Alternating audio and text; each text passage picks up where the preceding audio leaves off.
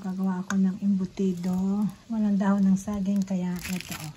Ang lalaki, 'di ba? Tapos meron akong itlog na nilaga. Ito meron siyang bell pepper, raisins, carrots, pickle. Yun lang. Asin, paminta, tsaka chicken powder.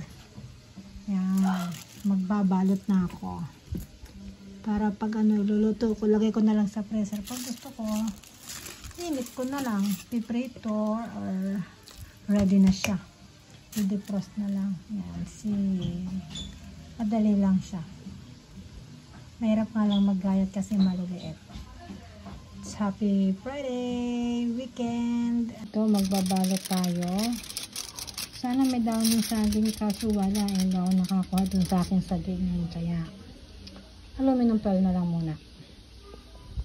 Ito yung embutido ko. Na-steam ko na siya. 10 piraso. Bukas pagpiprito ako. Masarap din yan sa almusal or tanghalian. So, bukas guys. Tikman natin kung anong lasa ng aking embutido. Yan, prito natin. Tapos, hanggang maging golden brown lang siya. Yan. And then, kain na.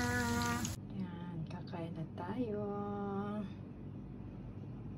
Bon appetit. Yung isa walang ketchup kasi si Ashley hindi kumakain ng ketchup, ng may ketchup.